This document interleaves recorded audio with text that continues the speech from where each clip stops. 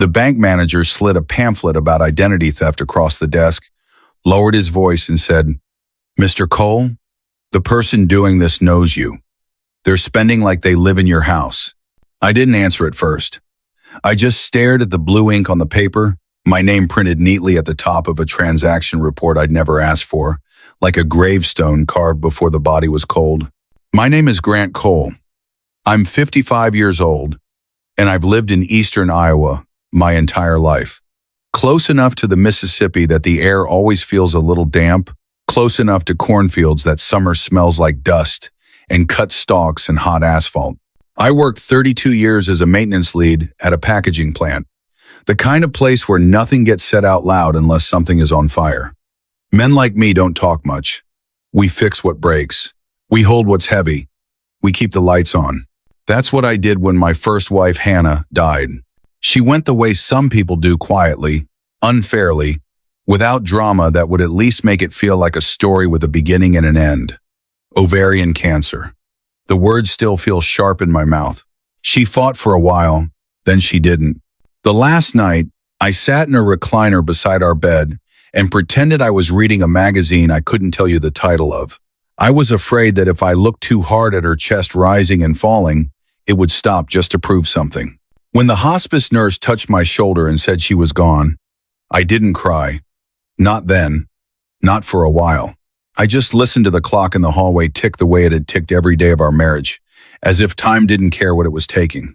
After the funeral, people brought casseroles and sympathy and the kind of quiet looks that make you feel like a broken appliance. I thanked them. I nodded. I said I was fine. Then I went home and sat in a house that felt too big and too empty at the same time, and I stayed awake for nearly 3 days because sleep felt like admitting she wasn't coming back. Grief does something to a man.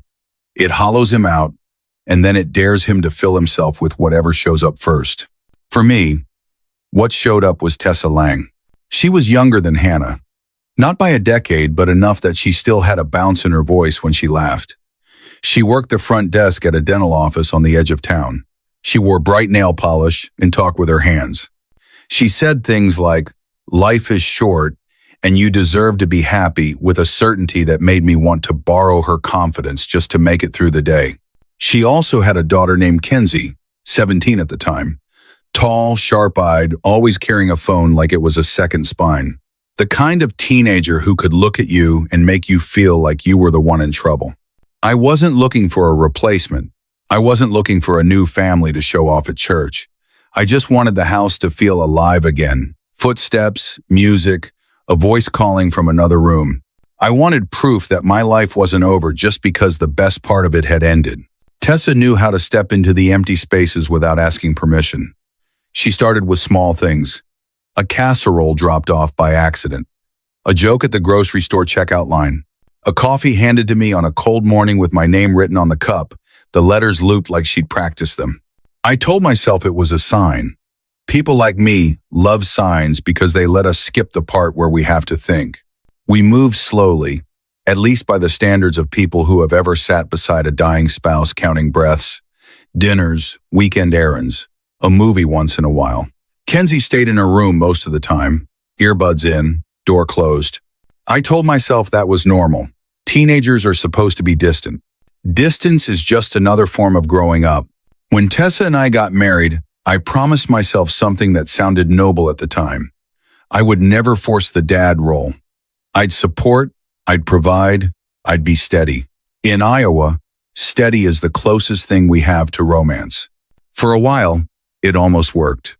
The house had noise again. Tessa hung new curtains. Kenzie used the upstairs bathroom like she owned it, which I took as a good sign. I added her to my phone plan. I put her on my car insurance. I signed the paperwork to help with a used Honda because Tessa said it would be safer for school. I didn't like the idea of a teenager with debt in her own name. I told myself co-signing was just what responsible men did. Packages started arriving. At first it was normal stuff, shoes, makeup, clothes. Then it became daily. Big boxes, glossy bags, shipping labels from places I'd only heard about on commercials. When I'd raise an eyebrow, Tessa would smile like I was adorable for even noticing. "She's growing," she'd say. Teen girls go through phases. I ignored the quiet voice that told me growth doesn't usually come with designer logos. I kept ignoring things all the way up until the Sunday dinner. It was February, one of those Iowa evenings where the snow turns into slush and then refreezes like it's got an attitude. I'd spent half the day cooking a roast the way my mother taught me, low heat, rosemary, onions, until the house smelled like warmth and memory. I set the table with the ceramic dishes Hannah loved, the ones with tiny blue flowers around the edge. Tessa had once told me she didn't mind those dishes. She said she respected Hannah. I wanted to believe that. We had company. My older sister and her husband, a couple from church, Tessa's cousin passing through town. The kind of gathering that looks like family in a photograph. Kenzie showed up 40 minutes late. No apology. No hello. Phone in her hand. White boots that looked better suited for a mall than an Iowa winter. Tessa lit up like a porch light when she walked in. Big smile, soft laugh, the whole room rearranging itself around her daughter like Kenzie was the main event. I tried to stay calm. Patience is a muscle you build through repetition. I'd been building it for years. We sat down, hands joined for prayer. I bowed my head and said the words my father said at our table every Sunday. Thanks for the food. Thanks for the hands that prepared it. Keep us safe. Amen. Kenzie let out a loud sigh during the prayer, like the concept of gratitude was personally inconveniencing her. When I finished, she didn't echo amen. Didn't even look up. She smirked at her phone, thumb moving fast, laughing at something on a screen no one else could see. I should have let it go. I know that now. But where I come from, manners aren't optional. Respect is the bare minimum price of entry into any room, and I'd been paying that price my whole life. So I said it gently, the way a man speaks when he's trying not to embarrass anyone. Kenzie, could you put the phone down during dinner? She looked up slowly, like she was doing me a favor just by acknowledging I existed. Then she leaned back in her chair, crossed her arms, and spoke loud enough for everyone to hear. You're not my dad, she said. You're just some old guy who fixes machines and thinks a cosign loan makes him family. The room went silent. You could hear a fork touch a plate. You could hear the furnace kick on. My sister froze mid-breath, eyes wide, like she wanted to stand up and drag Kenzie out by the hoodie. Heat rushed to my face, then drained out so fast it left me cold. I opened my mouth to say something, anything to pull the moment back from the edge. Tessa beat me to it. She reached across the table, placed a hand on her daughter's arm, and said, clear as day, like she was stating a fact about the weather. I told you from the beginning she already has a father. Grant, you're just the checking account. Then she added, almost kindly, with a pulse. The words didn't sting. They didn't even feel like an insult at first. They felt like a door closing inside my chest. I pushed my chair back slowly. The scrape of wood on hardwood sounded louder than it should have. I stood up, nodded once, and said, I'm going to get some iced tea. Midwestern men don't explode. We implode quietly, and we do it so neatly that people mistake it for dignity. In the kitchen, I leaned against the counter and stared at the wood grain until it stopped blurring. My brother-in-law followed me in a moment later, shutting the door behind him like he was trying to protect me from the noise I wasn't making. You all right? He asked. I'm fine, I said. The lie tasted like pennies. When I went back to the table, everyone had moved on to weather talk and gas prices, safe topics people use as bandages when something has just bled out in front of them. Dinner finished. Coats zipped. Cars left. The house went still. Kenzie vanished upstairs. Tessa washed dishes like nothing happened. Like my humiliation was just a minor mess she didn't feel like addressing. I stood alone in the living room and stared at Hannah's photo on the mantle, the one Tessa said she didn't mind. Hannah smiling in the picture, eyes soft, like she trusted me to protect what we built.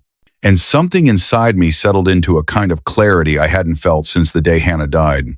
If I wasn't allowed to be a father, then I wasn't going to be a provider either. Not for free. Not for disrespect. Not for people who saw my grief as an open wallet. That night, I didn't sleep. I listened to the hallway clock tick until it sounded like questions I'd avoided for 2 years. At 3 in the morning, I got up, made coffee the old way grounds, water, patience and sat at the kitchen table in the dark. By sunrise, I wasn't angry. I was focused. And focus is what finally made me drive past Menards, past the gas station, past all the places I normally ran errands like a man on autopilot, and straight to the credit union, where everyone knew my name. Because if my life was going to break, I needed to see exactly where the cracks started. I walked through the glass doors with my shoulders square and my voice steady and asked for a full review of every account opened in the last 2 years. And that's when the young banker stopped typing, stared at his screen, and said almost under his breath, "Huh," as if my whole life had just become a problem he couldn't unsee.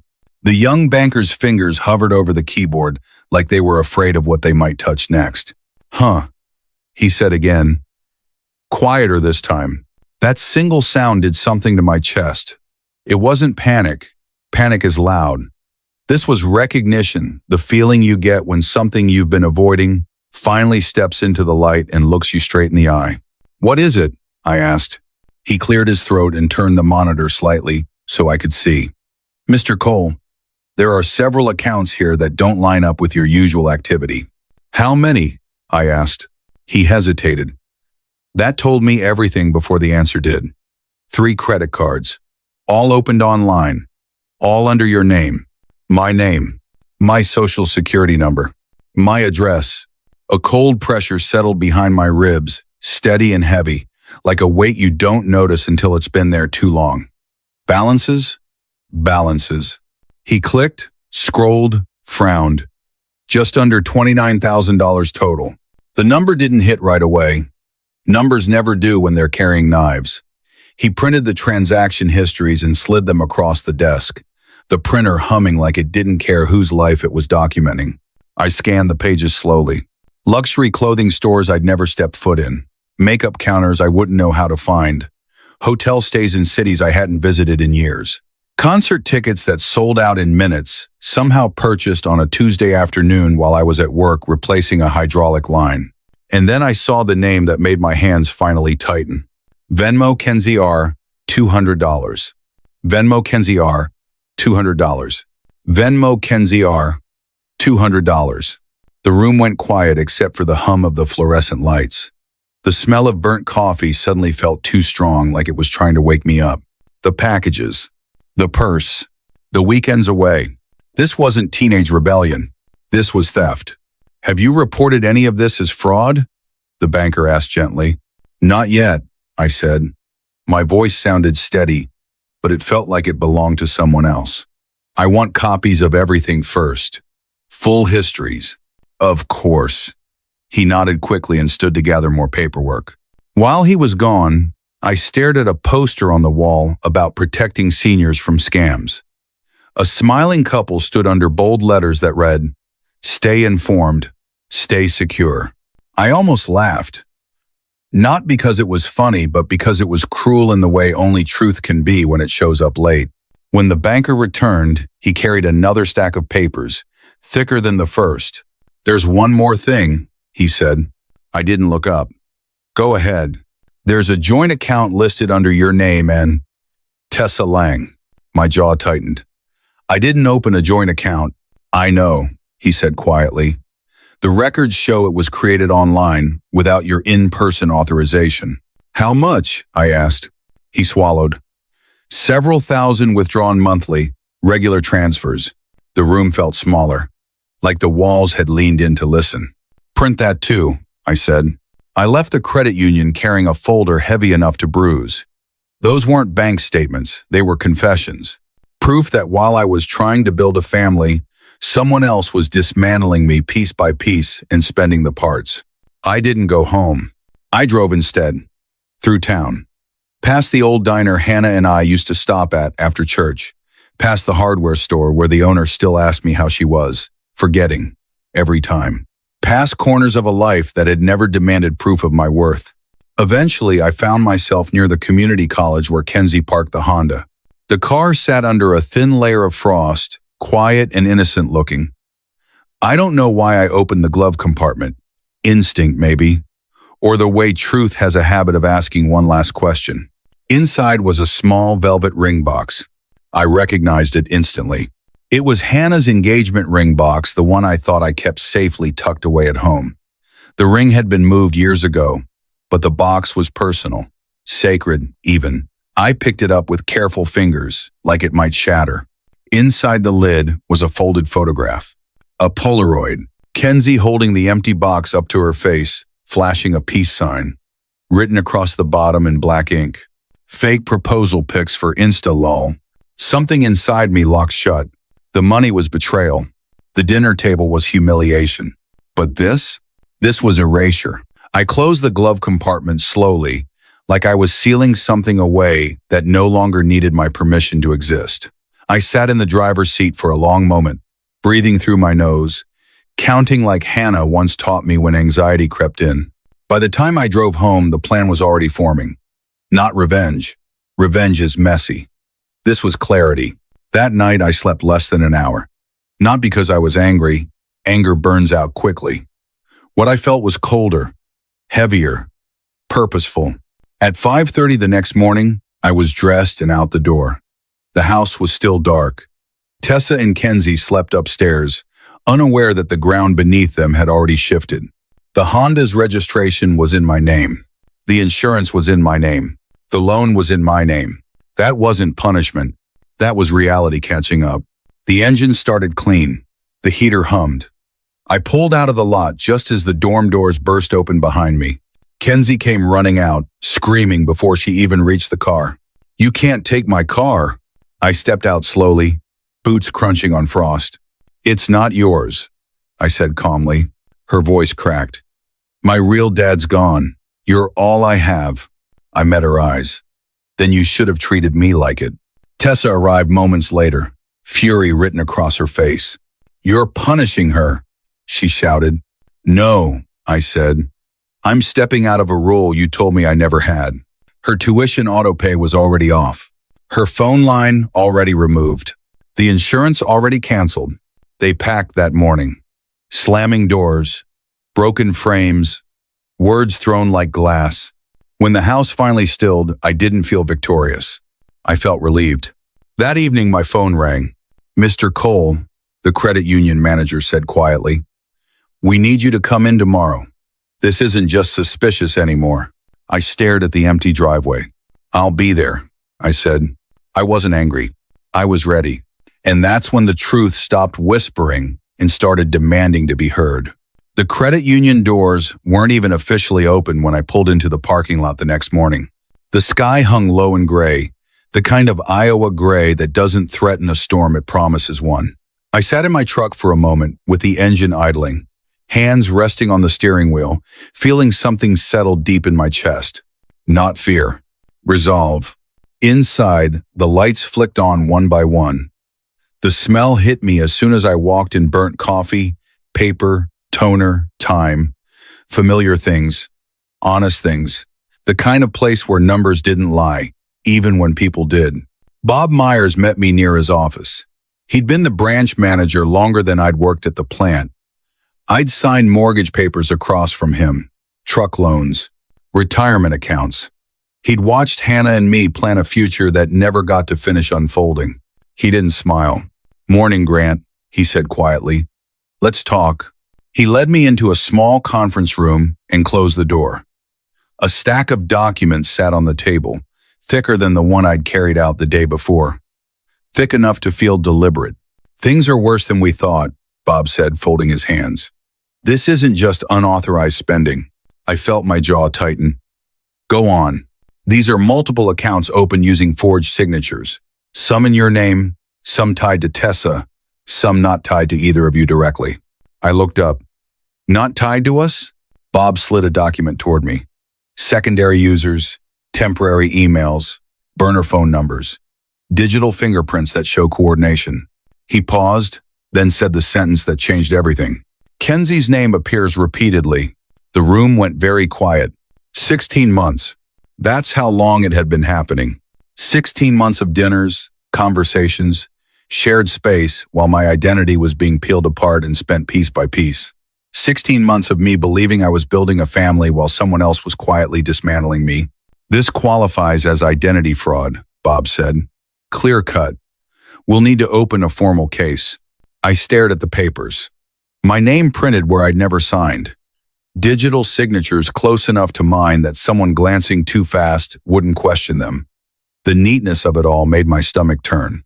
What happens next? I asked. Bob slid a pen toward me. You sign these, then the system takes over. I signed, not because I wanted revenge, because I wanted the truth on record. 2 weeks later, Tessa made her move. She served me papers claiming I had financially abused her daughter, emotional harm, retaliation, control. She said I'd cut Kenzie off to punish her, to isolate her, to prove dominance. It would have been laughable if it hadn't been so calculated. The hearing was scheduled for a Thursday morning at the county courthouse, a tall beige building with echoing floors and marble walls that made every footstep sound heavier than it was. I arrived early, wearing the navy jacket Hannah once picked out for me. It still fit. Some things do. Tessa arrived with confidence. Kenzie followed close behind, phone in hand, eyes sharp, posture defiant.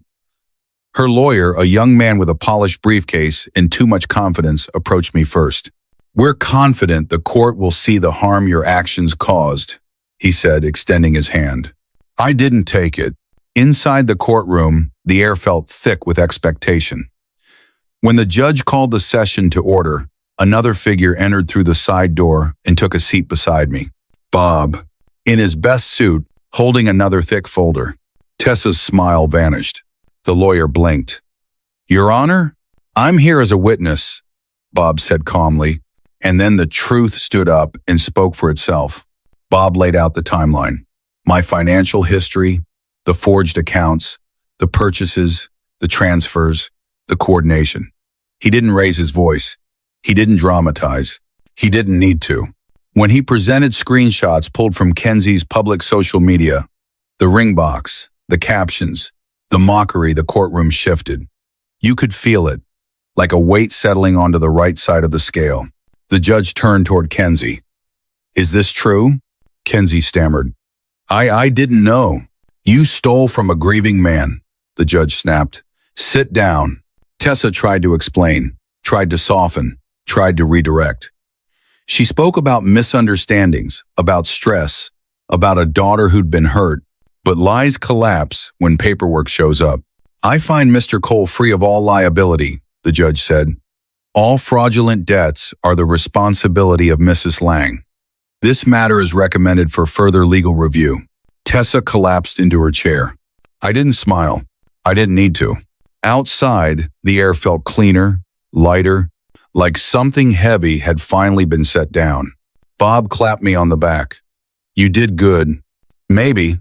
What I felt wasn't victory. It was release. The house didn't feel empty after they left. That surprised me. I had expected echoes, footsteps that weren't there anymore. Phantom arguments drifting down the hallway, the lingering scent of perfume that didn't belong to the walls. Instead, what settled in was something quieter. Honest. Like the house had been holding its breath for a long time and had finally exhaled. The first night alone, I didn't turn on the television. I heated leftover chili, ate standing at the counter, and listened to the furnace kick on and off. The rhythm was familiar, reassuring. In the days that followed, I began doing small things, practical things, the kind that don't look like healing until you realize they are. I fixed the loose drawer in the kitchen, rehung the picture frames that had rattled when doors slammed, cleaned out the garage, sharpening tools that had gone dull from neglect.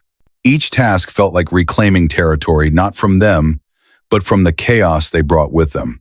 I slept better than I had in months, not longer, just deeper. And that's when something unexpected happened. The quiet stopped feeling like an absence. It started feeling like permission. Permission to breathe. Permission to remember who I was before I confused endurance with love. Before I believed carrying everything alone made me strong. One Saturday morning, with no plan and nowhere to be, I drove east until the town thinned out and the road opened up. Cornfields stretched on either side, bare and brown, waiting for spring. I pulled over near the river and shut off the engine. No music, no phone, just wind and water and time moving forward whether I followed or not. That's when it hit me. I wasn't rebuilding my life. I was returning to it. For years, I'd been holding things together with both hands: marriage, responsibility, expectations that were never spoken but always enforced. I thought that was strength. But real strength, I realized, isn't how much weight you can carry. It's knowing when to set it down. People around town started asking questions in that careful Midwestern way. Not direct. Never direct. Haven't seen Tessa around lately. You still got that college kid at home? I'd shrug and say, it didn't work out. That was enough. Truth doesn't need decoration. Summer crept in slowly. The air grew heavy. The fields turned green. I started volunteering with a small group from church men and women who fixed up houses for widows and seniors who couldn't manage repairs on their own. Porch rails, gutters, broken steps. Small jobs that meant everything to the people living there. There was something grounding about it. Honest work for honest reasons. No leverage, no expectations. Just showing up. And every time I finished a job, someone insisted I take a slice of pie home. I never turned down pie. One afternoon, after replacing a screen door for a woman who reminded me of Hannah in the way she thanked too much, I sat in my truck and realized something else had shifted. I wasn't angry anymore. Not at Tessa. Not at Kenzie. Not even at myself. Anger burns hot, but clarity stays. And it was preparing me for one final lesson I didn't know was still coming. The letter arrived on a Tuesday, tucked between a utility bill and a grocery store flyer, and it stopped me cold before I even opened it. Not because I recognized the handwriting at first, I didn't, but because my name was written carefully, like the person holding the pen had practiced it. Block letters, no flourish, the kind of writing someone uses when they're afraid of getting it wrong. I set the mail down on the kitchen counter and stared at the envelope longer than I should have. The house was quiet in that new, settled way I'd grown used to. The furnace clicked. The refrigerator hummed. Outside, a mower droned somewhere down the block. Ordinary sounds. Safe sounds. I told myself I could open it later. That was a lie. I slid a finger under the flap and unfolded the paper once. The words were uneven, the lines drifting, like the writer had stopped and started more than once. Grant, I graduated last week. I kept thinking you might be there. I don't know why. I just did. I sat down. The chair scraped softly against the floor, the sound loud in the quiet room. I kept reading. I used to think you owed me things. Money, a car, a future that looked good online.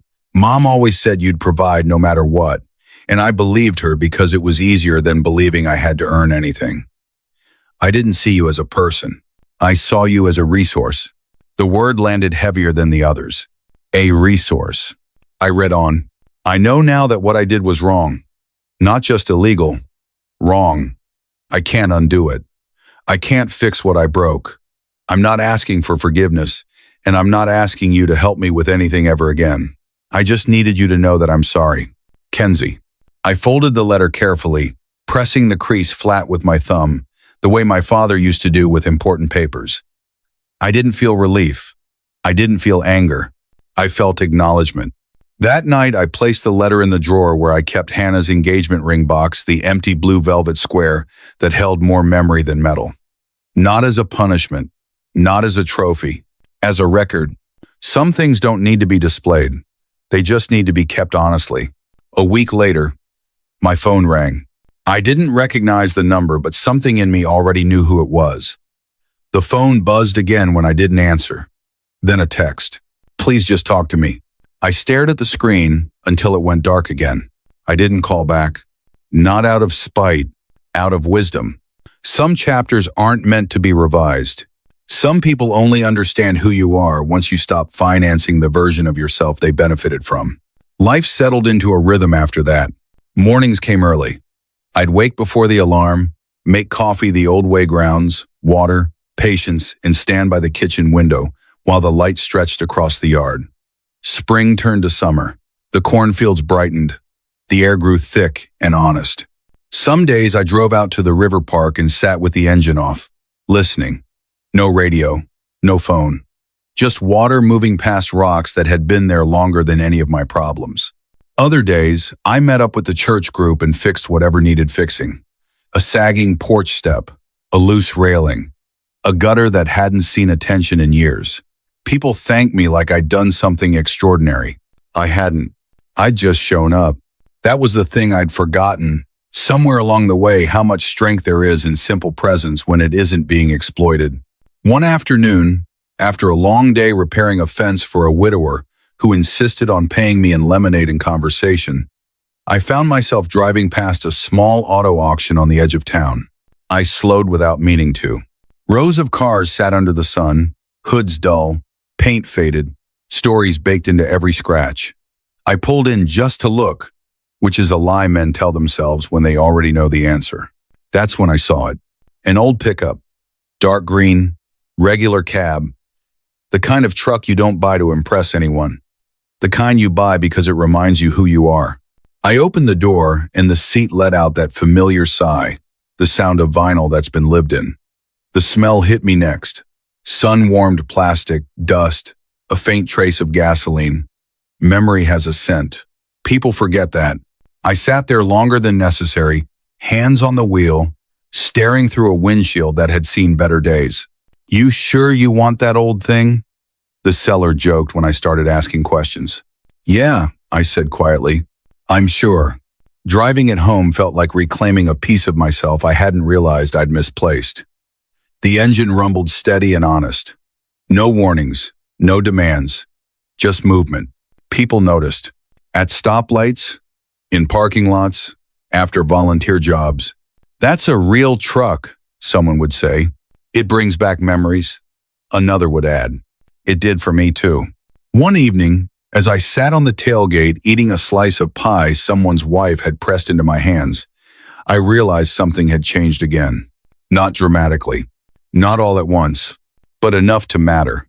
I wasn't bracing anymore for arguments, for accusations, for someone to tell me I wasn't enough unless I paid for the privilege of staying. I had space, and in that space, clarity grew roots.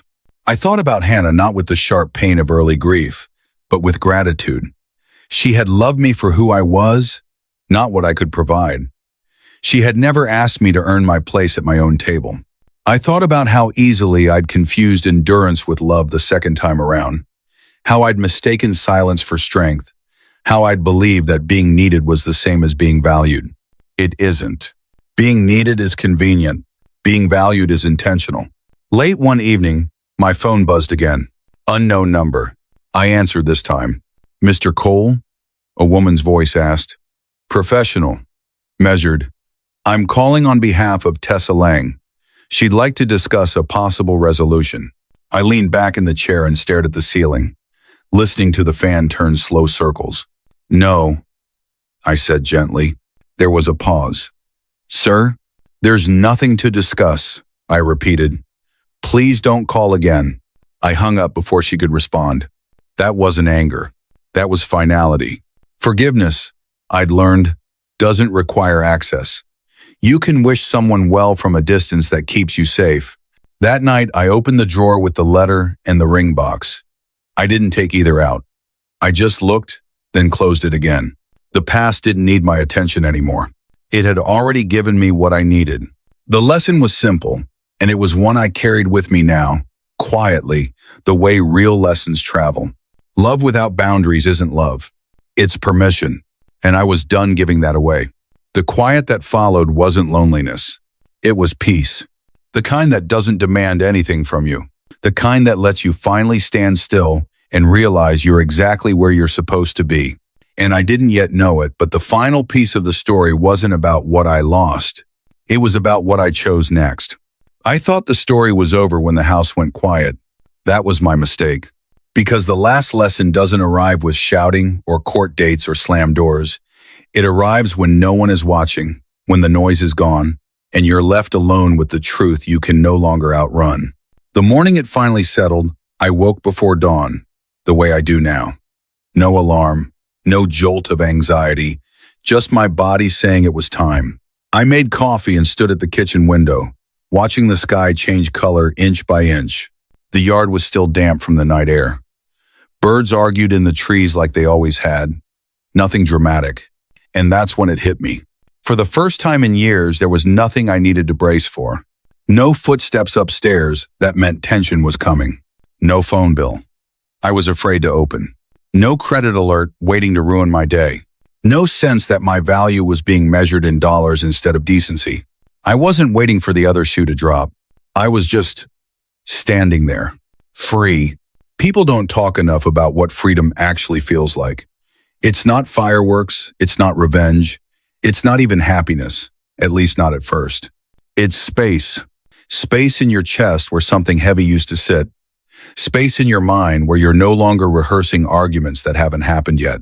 Space in your life where you're allowed to exist without proving you deserve to be there. That's when I understood something that took me 55 years to learn. I hadn't lost a family. I'd escaped a transaction. For a long time, I replayed the dinner table in my head. Not with anger, anger had burned itself out, but with clarity. The way Kenzie had looked at me. The way Tessa hadn't defended me. The way the room had gone silent, as if everyone there already knew the truth and I was the last one catching up. I used to wonder if I should have spoken up more, set boundaries earlier, asked harder questions. But here's the part no one likes to admit. Some people don't ignore your boundaries because they don't see them. They ignore them because they benefit from pretending they don't exist. And once you see that, you can't unsee it. Life moved on, quietly, the way good lives do. I kept volunteering. I kept fixing things. I kept showing up where I was actually wanted. And something interesting happened. People started treating me differently. Not with pity, not with curiosity, with respect. The kind that doesn't ask for anything in return. A few of the older guys from church started lingering longer after jobs were done, sitting on tailgates, talking about nothing and everything. One of them, a widower himself, looked at me one afternoon and said, "You look lighter." I laughed. "I weigh the same." He shook his head. Not what I meant. He was right. I was lighter because I wasn't carrying other people's entitlement anymore. I wasn't mistaking obligation for love. I wasn't confusing being useful with being valued. That difference changes how you walk into a room. It changes how you sleep. It changes how you look at yourself in the mirror. Every now and then, someone would try to reopen the door I'd closed. A mutual friend mentioning Tessa wasn't doing so well. A vague comment about how families should work things out. A suggestion that I was being too harsh by staying silent. I learned to answer all of it the same way. I wish them well, and I meant it. But wishing someone well doesn't mean handing them the keys to your life again. Peace isn't fragile, but it is selective. Late one afternoon, I drove the old truck down to the river park and parked in my usual spot. The sun was low, turning the water into something that looked like moving glass. I shut off the engine and sat there, hands on the wheel, listening. I thought about Hannah, about how she'd love me when I had less hair, less money, and fewer answers. About how she never once made me feel like my worth was conditional. About how safe love feels when it doesn't keep score. And then I thought about how easy it had been, after she died, to mistake attention for affection, need for love, being wanted for being chosen. Grief makes you vulnerable in ways you don't see until later. That doesn't make you weak.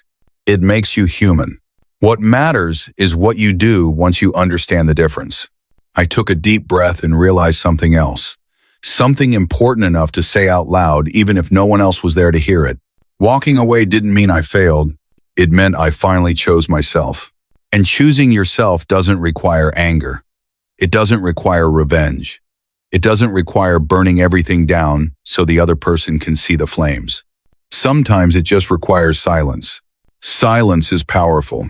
Silence is what happens when you stop explaining yourself to people who already decided not to understand you. Silence is what happens when you stop funding disrespect and call it love. Silence is what remains when you no longer negotiate your worth. In Iowa, we don't usually make grand exits. We don't shout. We don't announce our boundaries with speeches. We turn off the lights, and we walk back into our own lives. If you're listening to this and something in your chest tightened along the way, if any part of this story felt uncomfortably familiar, I want you to hear this clearly. You are not wrong for being patient. You are not weak for enduring. and you are not cruel for finally stopping. There is a difference between generosity and self-erasure. There is a difference between love and permission. And there is a difference between family and people who simply share your address. Family, real family doesn't measure your value by what you provide.